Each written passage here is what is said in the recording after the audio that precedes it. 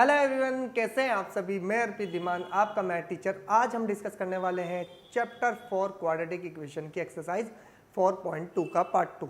ठीक है ना। प्रीवियस वीडियो में हमने पार्ट 1 डिस्कस किया था, जिसमें आपके पास क्वेश्चन नंबर 1 और क्वेश्चन नंबर 2, जो कि क्वेश्चन नंबर 1 जो था आपके पास फैक्टराइजेशन से रिलेटेड था, और सेकंड जो क्वेश्चन था वो आपका जो आपकी एनसीईआरटी में एग्जाम्पल नंबर 4 था 4th चैप्टर का, उसको हमने डिस्कस किया था। ठीक है ना। वहां पर आपने इक्वेशन जनरेट की थी और यहाँ पर उसने उसकी वैल्यूज पूछी गई है। ठीक है ना।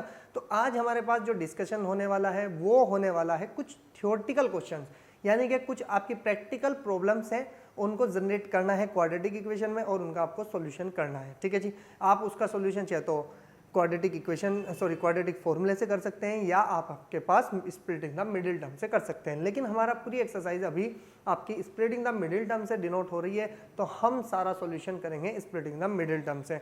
तो ठीक है, चलते हैं, देखते हैं कि हमारे पास आज एक्सरसाइज 4.2 में क्या क्या क्वेश्चन होने वाले हैं। तो जल्दी से वीडियो को शुरू करते हैं।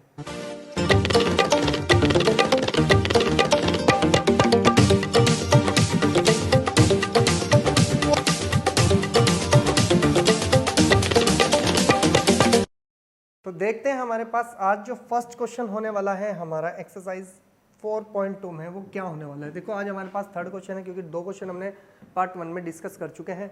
तो सबसे पहले ध्यान से सुनना है हमें क्या क्वेश्चन में दिया है। उसने कहा कि find two numbers whose sum is 27 and product is 182।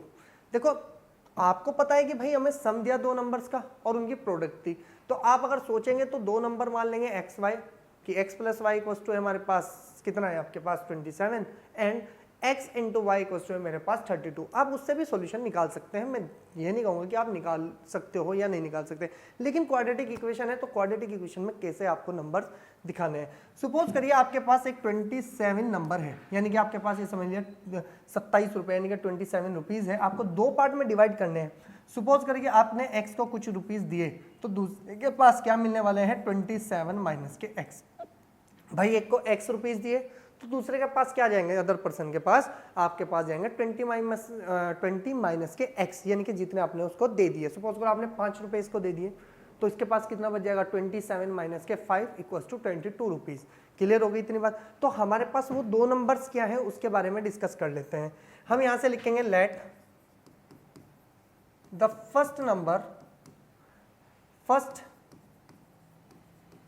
number equals to x and the second number equals to आपका 27 माइनस के x। ये आपको कुछ इंफॉर्मेशन दी गई थी। अब उसने कहा कि इन दोनों नंबर का जो प्रोडक्ट है वो कितना है भाई, आपके पास 182 है। तो हम यहां से लिखेंगे कि अकॉर्डिंग टू द प्रॉब्लम। ठीक है जी। अकॉर्डिंग टू द प्रॉब्लम की बात करी जाए तो उसने कहा था कि अगर इन दोनों नंबर को हम प्रोडक्ट कर दिया जाए, क्या कर दिया जाए, इन दोनों नंबर की जो प्रोडक्ट करेंगे तो वो किसके इक्वल आने वाली है, 182 रुपीज के इक्वल, 182 के इक्वल आने वाली है। अगर हम इसकी मल्टीप्लाई अंदर करेंगे तो ये बन जाएगा 27x और ये बन जाएगा माइनस के x स्क्वायर और इक्वल टू में बन जाएगा 182। आप इस पूरे अलजेब्रिक एक्सप्रेशन को इधर लेके जाएंगे तो कितना बन जाएगा आपके पास x स्क्वायर माइनस के 27x और प्लस के कितना बन जाएगा 182 इक्वल्स टू में 0। आपको 2 ऐसे नंबर लेके आने हैं जिनका प्रोडक्ट आपका 182 हो और जिनका सम आपका 27 होने वाला है। अब ध्यान से देखा जाए तो मेरे पास 2 ही ऐसे नंबर हैं, वो कौन कौन है पहले ध्यान से देख लें। कि हमारे पास है 14 मल्टीप्लाई बाई 13। देखो 13 4 जा कितने होते हैं हमारे पास 52, तो 2 आ जाएगा 5 और 13 1 जा 13 और प्लस 5 82। तो हमारे पास जो वो नंबर है वो कौन है, एक 13 और एक 14, यहीं से पता चल रहा है देखो हमें, लेकिन हमें सॉल्यूशन तो दिखाना पड़ेगा।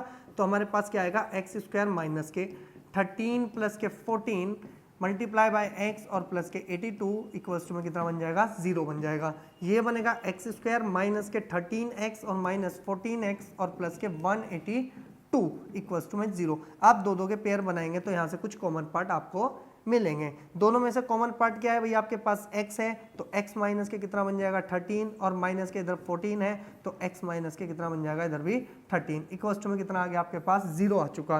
तो ये बन जाएगा आपके पास x माइनस के 13 मल्टीप्लाई बाय x माइनस के 14 और इक्वल्स टू में बन गया 0। अब आप सबको पता है कि या तो x माइनस के 13 इक्वल्स टू 0 हो सकता है और या x माइनस के 14 इक्वल टू 0 हो सकता है। क्लियर हुई जी इतनी बात। यहाँ से x की वैल्यू क्या जनरेट करती है भाई, आपके पास क्या हुआ कि आपको x की वैल्यू मिली 13 और आपके पास x इक्वल टू कितना मिल जाएगा आपको 14। तो आप थोड़ा दिमाग लगाएं तो हम कहेंगे कि द टू नंबर्स, ये आप ध्यान से सुनना, अगर आप कल को क्या लेते हैं कि अगर आपने x को मान लिया 13 तो सेकंड नंबर क्या हो जाएगा भैया आपके पास 14।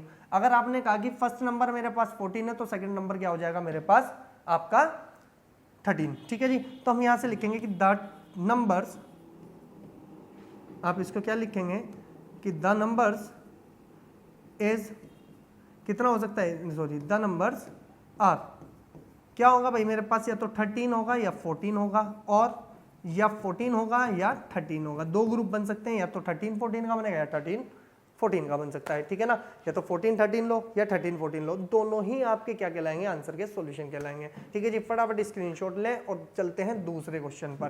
देखो दूसरा क्वेश्चन क्या कहता है, सेम इसी टाइप्स का ही क्वेश्चन है। अब हमें क्या करना है कि देखो हमारे पास जब इस तरह का क्वेश्चन आता है ना तो दिमाग अपने आप ही काम कर लेना चाहिए। क्या करना चाहिए, सबसे पहले ध्यान से सुनो।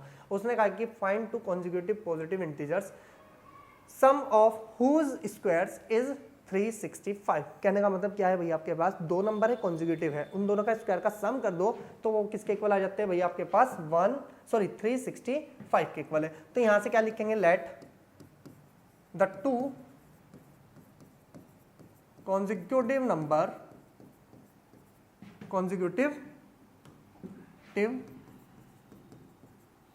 पॉजिटिव इंटीजर्स, कितना भाई आपके पास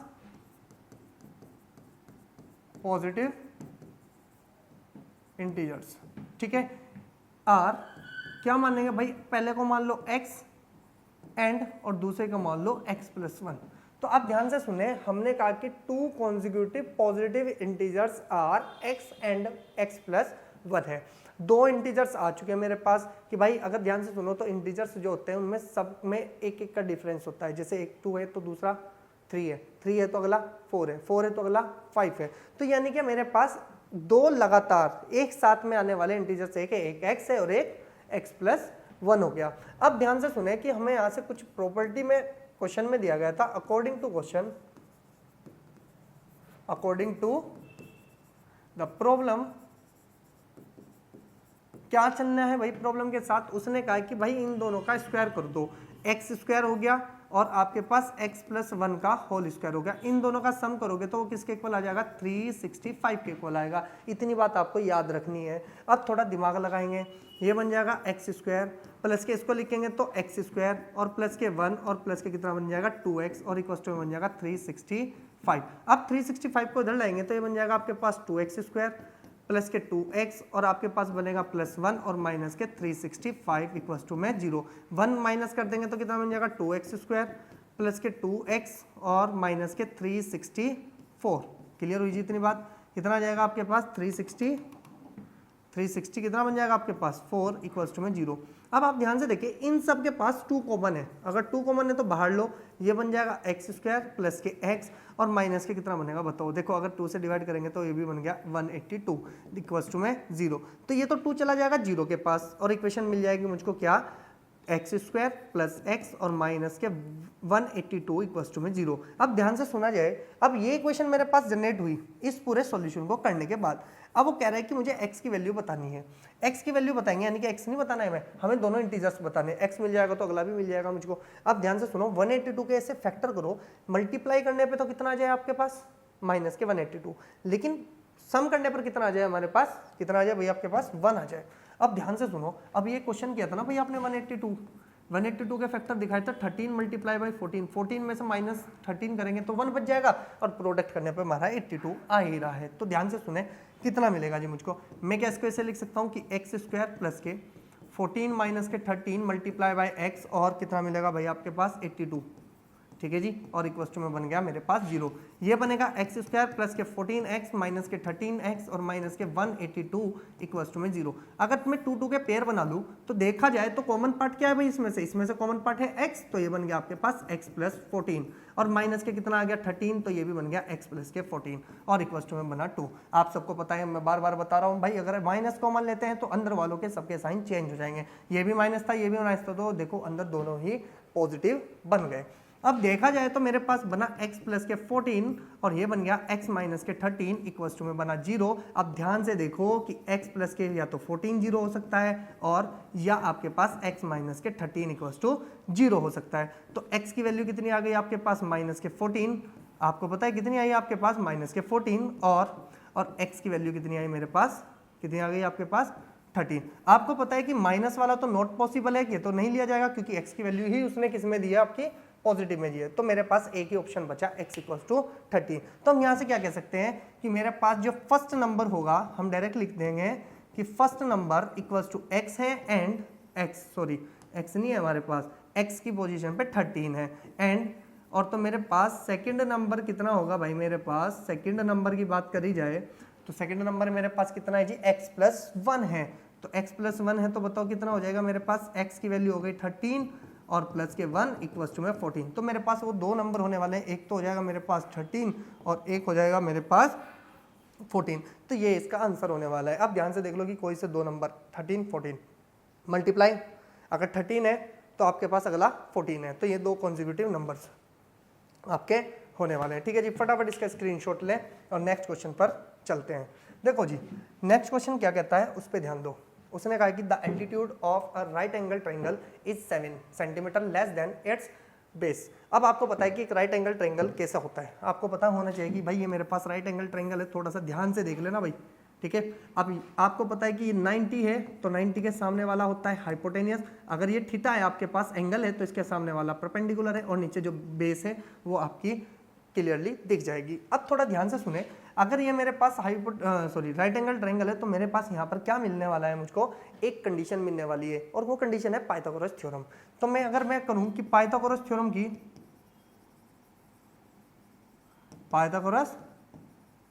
थ्योरम की बात करी जाए तो पाइथागोरस थ्योरम बोलती है भाई H square equals to P square plus के कितना होता है बी स्क्वायर। अब ये कौन है भाई आपके पास ये H square equals to P square plus B square. अरे भाई परपेंडिकुलर का स्क्वायर प्लस बेस का स्क्वायर और इक्वल्स टू में कितना होता है हाइपोटेनियस का स्क्वायर हो जाता है। ये आपके पास पाइथागोरस थ्योरम है जो इस क्वेश्चन में आपकी अप्लाई होने वाली है। थोड़ा ध्यान से सुनो, देखो जी अब इस पूरे ट्रायंगल पे ही उसने पूरा क्वेश्चन दिया।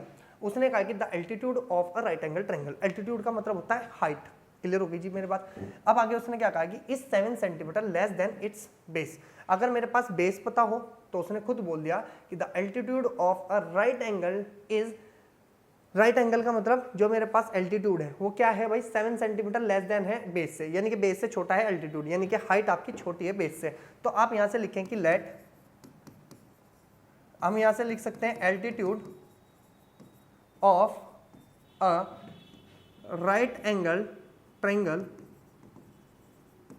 इक्वल्स टू कितना मान लो आप x मान लो, कोई दिक्कत तो नहीं, x सेंटीमीटर मान लीजिए। ठीक है जी, एंड आपके पास क्या आ जाएगा, and the base of right angle triangle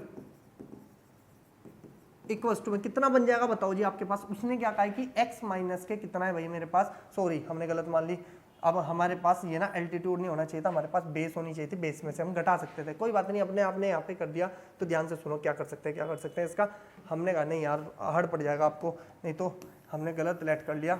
हमारे पास क्या है, ध्यान से सुने, हमारे पास हम क्या कर सकते हैं, ध्यान से सुनो, हम यहाँ से लिखेंगे let the base of right angle triangle equals to में कितना हो जाएगा मेरे पास x सेंटीमीटर हो गया। अब थोड़ा ध्यान से समझो, अगर बेस मेरे पास ये है तो उसने कहा है कि जो एल्टीट्यूड है वो 7 सेंटीमीटर छोटा है, तो हम यहां से लिख सकते हैं कि एंड द एल्टीट्यूड कितना दे रखा भाई आपको पास, altitude of right angle triangle equals to कितना हो जाएगा आपके पास x माइनस के 7 सेंटीमीटर। इतनी बात समझ में आ गई आपको। भाई बेस पता हो, एल्टीट्यूड का उसने छोटा है 7 सेंटीमीटर, तो हमने क्या किया कि यहाँ से लिखा कि भाई हमारे पास बेस है x सेंटीमीटर और हमारे पास जो एल्टीट्यूड है वो है x माइनस के 7 सेंटीमीटर। अब ध्यान से सुनना, हमें कुछ दिया हुआ है, क्या दे रखा है भाई उसने, ध्यान से सुनो, उसने दिया है कि द हाइपोटेनियस ऑफ इज इतनी दी है। हम यहाँ से लिखेंगे कि गिवन डेट, क्या दिया भाई हमको दिया hypotenuse of right angle triangle is equals two is क्या, आप इक्वल्स टू में लिखें, आपको थोड़ा आसानी मिल जाएगी। इक्वल्स टू में आ गया आपके पास 13 सेंटीमीटर। अब यहां से सुनो कि क्या मैं लिख सकता हूं कि बाय पाइथागोरस थ्योरम, ठीक है जी। पाइथागोरस थ्योरम क्या है जी, आप बता सकते हो कि आप लिखेंगे कि पी स्क्वायर प्लस के बी स्क्वायर और इक्वल टू में कितना हो जाएगा एच स्क्वायर। थोड़ा सा ध्यान से समझना है भाई क्वेश्चन को, कोई ज़्यादा गड़बड़ाहट नहीं करनी है। आप ध्यान से देखिए, पी का मतलब होता है एल्टीट्यूड। एल्टीट्यूड कितना है आपके पास, x माइनस के 7 है। कितना है जी, x माइनस के 7 का होल स्क्वायर है। और प्लस मेरे पास b कितनी है, बेस। बेस का मतलब हो गया एक्स स्क्वायर। h कितना है मेरे पास 13, तो 13 का कर दो स्क्वायर। अगर थोड़ा सा ध्यान से देखें तो क्या मैं इसको थोड़ा सा अपने हिसाब से अरेंजमेंट कर दूं, आपको भी दिक्कत ना हो, ठीक है जी, क्योंकि हमें सॉल्यूशन भी पूरा ही करना है। ध्यान से सुनो, ये मेरे पास बन जाएगा कितना, एक्स स्क्वायर प्लस के 7 का स्क्वायर और माइनस के 2 मल्टीप्लाई बाई 7x और प्लस के एक्स स्क्वायर और इक्वल टू 169। आप ध्यान से देखें तो ये बना एक्स स्क्वायर कितना हो गया आपके पास, कितना बनेगा भैया आपके पास, ये बन जाएगा 2x स्क्वायर और ये बन जाएगा आपके पास माइनस के 14x और प्लस के 49 और ये दराएगा माइनस के 169 इक्वल टू में 0। आप थोड़ा दिमाग लगाओ, 2x स्क्वायर माइनस के 14x और ध्यान से देखो यहाँ कितना बनेगा, 9 में से 9 गए 0, 16 में से अगर ये गए तो कितना बना 120। अब अगर मैं यहाँ से 2 को कॉमन ले लिया जाए तो 2 कॉमन लेते हैं बनेगा एक्स स्क्वायर माइनस के 7x और ये बन जाएगा माइनस 60 इक्वल्स टू में 0। 2 तो चला गया किसके पास, 0 के, तो एक इक्वेशन मेरे पास जनरेट हुई जिसका मैं सॉल्यूशन करके अपनी इंफॉर्मेशन को बता सकता हूँ। ये वो इक्वेशन आई मेरे पास जिसका नाम था क्वाड्रेटिक इक्वेशन। क्लियर हो गई बात। इसको यहाँ पे सोल्व कर लेते हैं भाई इधर। अगर इधर सोल्व करेंगे तो ध्यान से सुने कि हमारे पास क्या होने वाला है, ठीक है जी। ध्यान से देखो, मेरे पास आया जी कितना कि एक्स स्क्वायर माइनस के 7x, माइनस के 7x और 60 इक्वल्स टू कितना है मेरे पास 0 आया। 60 के ऐसे फैक्टर करने हैं कि भाई हमारे पास क्या आ जाए कि 7 आ जाए, मल्टीप्लाई में 60 और आपका 7। तो थोड़ा दिमाग ही लगाओ, बस ज़्यादा नहीं कुछ करना।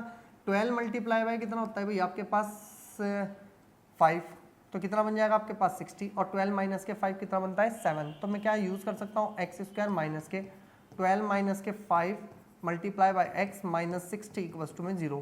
तो ये बन जाएगा एक्स स्क्वायर माइनस के 12x और प्लस के 5x और माइनस के 60 इक्वल्स टू में कितना बन जाएगा 0। अब दिमाग लगाओ कि भाई दो के फैक्टर पेयर बनाने हैं, तो इसमें से कॉमन आ गया x, तो x माइनस के कितना बनेगा 12 और प्लस के 5, तो x माइनस के 12 और इक्वल्स टू में कितना बनेगा मेरे पास 0। तो ये बन गया आपके पास x माइनस के 12 और x प्लस के 5 और इक्वल्स टू में कितना बन जाएगा मेरे पास 0। अब थोड़ा दिमाग लगाओ, x माइनस के 12 या तो 0 के इक्वल होगा और या x प्लस के 5 इक्वल्स टू में 0 के इक्वल होगा। थोड़ा दिमाग लगाया जाए तो x की वैल्यू आ गई मेरे पास 12, ठीक है जी, और x की वैल्यू मेरे पास आ गई माइनस के 5। आपको पता है कि x माइनस का मतलब हो गया x की वैल्यू वो कह रहा है, यानी कि बेस जो आई मेरे पास 5 आई, सॉरी माइनस के 5 आई। और आपको पता है कि कभी लेंथ नेगेटिव नहीं होती, तो हम यहीं पर लिख देंगे कि नॉट पॉसिबल। कितना रहेगा भाई आपके पास, ये तो नॉट पॉसिबल हो गया। तो देयरफॉर मेरे पास x की वैल्यू कितनी आ जाएगी निकल के, कितनी आएगी मेरे पास, x निकल के आ जाएगा मेरे पास 12 आ जाएगा। तो अब यहाँ पर ध्यान से सुनो, मेरे पास जो क्या दिया भाई उसने, एक तो हमारे पास दिया परपेंडिकुलर। परपेंडिकुलर का मतलब एल्टीट्यूड कितना है, एल्टीट्यूड का मतलब हो गया मेरे पास एक तो बेस आ गई, और बेस कितनी होगी मेरे पास, बेस का मतलब है मेरे पास x, और x हो गया मेरे पास 12 सेंटीमीटर। और मेरे पास जो एल्टीट्यूड यानी कि परपेंडिकुलर होगा वो होगा x माइनस के आपके पास 5, तो परपेंडिकुलर बन जाएगा मेरे पास 12 माइनस के 5 और p की वैल्यू आ जाएगी 7 सेंटीमीटर। तो आप ध्यान से देखें, मेरे पास जो एल्टीट्यूड होगा वो तो होगा मेरे पास 7 और जो साथ में बेस होगी वो मेरे पास होगी 12 होगी। फटाफट इसका स्क्रीनशॉट ले चलेंगे नेक्स्ट क्वेश्चन पर। तो नेक्स्ट क्वेश्चन क्या है भाई आपके पास, जल्दी से आ जाए, नेक्स्ट क्वेश्चन देखते हैं। नेक्स्ट क्वेश्चन थोड़ा सा आपका ऐसा है जैसे एग्जाम्पल नंबर आपने 1 को सॉल्व किया था एनसीईआरटी के, ठीक है ना। वहाँ पे सिर्फ आपने इक्वेशन रख के छोड़ दिया था कि आपने बता दिया था कि इसको सॉल्व करने के लिए हमारे पास एक क्वाड्रेटिक इक्वेशन ये हो सकती है। तो ध्यान से सुनना है भाई, क्वेश्चन को पहले समझेंगे उसके बाद हम करेंगे, ठीक है ना। सबसे पहले उसने क्या कहा है कि a cottage industries produce a certain number of poultry article in a day, यानी कि एक छोटी सी फैक्ट्री है, इंडस्ट्रीज है, आपके पास उसने कहा है कि कुछ आपका प्रोडक्शन करती है, क्या करती है जी, certain number of poultry articles, कुछ आर्टिकल्स हैं एक दिन में। उसने कहा कि it was observed on a particular day that the cost of production of each article was 3 more than twice the number of article produced on that day। यानी कि कहने का मतलब क्या है, पहले ध्यान से सुन लो। उसने कहा जी अगर मैं सारी उसके आर्टिकल की बात करी जाए, उस कंपनी में क्या चल रहा है, यानी कि उस फैक्ट्री में क्या चल रहा है, उसने कहा कि मेरे पास जो आर्टिकल है, नंबर ऑफ आर्टिकल, ये बोल दिया उसने जी, देखो ईच, उसने क्या कहा है, देखो इन अ डे पर्टिकुलर, उसने कहा कि द कॉस्ट किसकी भाई, आपके पास प्रोड्यूस कर रहा है ईच आर्टिकल, वो कितनी है आपके पास 3 more than that, ट्वाइस भी है किसका भाई, आपका नंबर ऑफ आर्टिकल्स के। यानी कि कहने का मतलब क्या है कि, और उसने आगे बोल दिया if the total cost of production on that day was 90, यानी कि आपके पास भाई जितने आर्टिकल बनते हैं वहां पर, ठीक है ना, उस आर्टिकल की जो कॉस्ट है, उन दोनों की जो प्रोडक्ट है वो कितनी बन जाती है भैया आपके पास, वो 90 रुपीज़ के इक्वल आती है। आगे उसने कहा कि find the number of articles produce and the cost of each article. आपको क्या बताना है कि भाई आप ये बताओ कि कितने आर्टिकल डेली बनते हैं और उनकी कॉस्ट क्या होने वाली है। क्लियर हो गई इतनी बात, सिंपल सी लैंग्वेज थी, आप समझना। मैंने कहा मेरे पास एक कंपनी है, मैं कुछ आर्टिकल्स बनाता हूँ। अब उसने कहा कि हमने ऑब्जर्व किया कि भाई जितने आर्टिकल बनते हैं उस आर्टिकल की जो वैल्यू है एक आर्टिकल की, अगर जितने आपके पास आर्टिकल बने, नंबर ऑफ आर्टिकल्स और the cost of each article, एक आर्टिकल की जो कॉस्ट है, और इन सारे आर्टिकल्स और एक आपके क्या कर सकते हैं भाई आपके पास आर्टिकल की कॉस्ट है, इनकी मल्टीप्लाई कर दी जाए तो ये टोटल 90 रुपीज़ के इक्वल होते हैं। तो भाई किस तरह से निकालते हैं, सबसे पहले देख लेते हैं। सबसे पहले हमें क्या लिखना है कि लेट द नंबर ऑफ, चलो इसे लिख लो, the number of article equals to कितना है, ₹X। अरे नंबर ऑफ आर्टिकल्स है तो हम कितना मान लेंगे, कितना है हमारे पास, X है। ठीक है जी, अब ध्यान से सुनो, एंड द कॉस्ट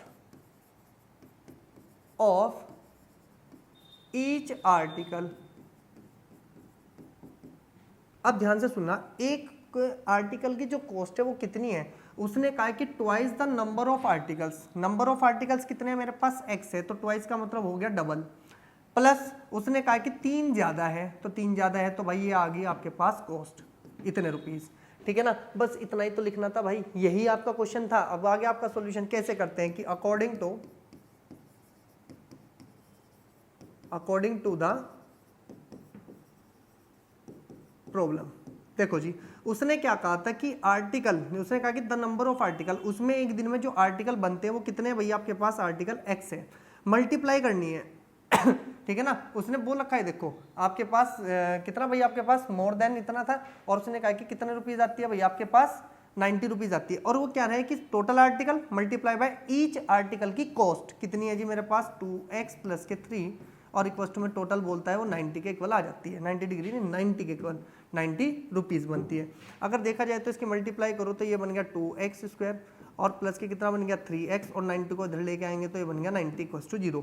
अब ध्यान से सुनो, इसको सोल्व करने के लिए क्या करते हैं, 90 को उठाओ, 2 से मल्टीप्लाई करो, कितना बन गया आपके पास 180। ध्यान से सुनना है कि 180 के ऐसे फैक्टर करो कि मल्टीप्लाई करने पर 180 आ जाए, और आपके पास डिफरेंस करने पर कितना आ जाए आपके पास 3 आ जाए। अब भाई 180 है तो कितना लिख सकते हैं हम, 18 मल्टीप्लाई बाई 10। ठीक है जी, अगर दोनों की प्रोडक्ट करें तो और डिफरेंस करें तो 8 बचता है अभी भी। ठीक है जी, हम यहाँ से कितना लिख सकते हैं इसको, 9 मल्टीप्लाई बाई 2 और मल्टीप्लाई बाई 10। ठीक है जी, अभी भी कोई हमारे पास नहीं मिल रहा है कि जो 3 मिल जाए, तो हमारे पास कितना रहेगा भैया आपके पास, कह सकते हैं कितना, हम लिख सकते हैं इसको, और 3 multiply by 3 multiply by 2 multiply by 5 multiply by 2। अब देखेंगे, देखो जी इन दोनों की प्रोडक्ट करा दें अगर हम, कितना मिल जाएगा आपके पास, ये मिल जाएगा 15, और 3 2 जा 6, और 6 2 जा 12, बन गया जी आपके पास। ये बना 15 मल्टीप्लाई बाई 12 इक्वल्स टू 180, और 15 माइनस के 12 इक्वल्स टू में 3। आपके पास मिल गया भाई। आपके पास जब ये सॉल्यूशन मिलते हैं ना तो आप इसको और आसानी से अरेंजमेंट कर सकते हो। कैसे करेंगे, ध्यान से सुन लो भाई। ये आ गया आपके पास 2x स्क्वायर, और देखो यहाँ पर कितना मिला प्लस के 3, तो प्लस के 3 कैसे आएगा 15 माइनस के 12 मल्टीप्लाई बाय एक्स और माइनस के कितना है आपके पास 90, इस 90 को 180 मत लिख देना, 180 करके सिर्फ आपको फैक्टर निकालने हैं, ठीक है ना। ये बन जाएगा आपके पास 2x² और प्लस के 15x और माइनस के 12x और माइनस के 90 इक्वल्स टू में कितना बना मेरे भाई 0 बन गया। दो दो के पेयर बना लो। अब यहाँ से कॉमन पार्ट क्या है ओनली x, तो ये बन जाएगा 2x प्लस के 15 और ये कितना बन जाएगा भाई आपके पास ये 15 है भाई, ठीक है ना 15 और माइनस के इन दोनों में से कुछ कॉमन आ सकता है जी, बिल्कुल आ सकता है, 6 कॉमन ले लो माइनस के, तो ये बन जाएगा 2x माइनस प्लस के 15 और इक्वल टू में आ गया मेरे पास 0। तो देखा जाए तो एक तो मिला मुझे कितना 2x प्लस के 15 और कितना मिल जाएगा एंड मेरे पास कितना मिलेगा x माइनस 6 इक्वल टू में 0। आपको पता ही है कि 2x प्लस के 15 इक्वल टू 0 होगा और या x माइनस 6 इक्वल टू 0 रहेगा। तो यहाँ से x की वैल्यू आ जाएगी माइनस के 15/2, तो यहाँ से जनरेट कर सकते हैं हम एक वैल्यू, आपको अभी बताऊंगा मैं कुछ क्या हो सकती है। और x इक्वल टू कितना आएगा भाई मेरे पास, कितना रहेगा आपके पास 6। अब आप ध्यान से सुनो कि मेरे पास क्या निकालनी है नंबर ऑफ आर्टिकल्स। अरे भाई आपने किसी कंपनी में कुछ बनाया, आप उसे माइनस में लेके चले जाओगे, नहीं जाओगे ना। तो यहाँ पर एक छोटा सा बस इसको नाम दे दिया करो कि नॉट पॉसिबल, कि भाई ये तो पॉसिबल है ही नहीं, ये तो हमारी डिक्शनरी में था ही नहीं कि हम इसको क्या कर दें कि भाई कुछ ले के आ जाए। तो अब ध्यान से देखा जाए तो मेरे पास ये वाला सॉल्यूशन मिला, तो इसका मतलब x की वैल्यू क्या आ जाएगी मेरे पास 6 आ जाएगी। तो अब यहाँ से देखो कि हम यहाँ से लिख सकते हैं कि नंबर ऑफ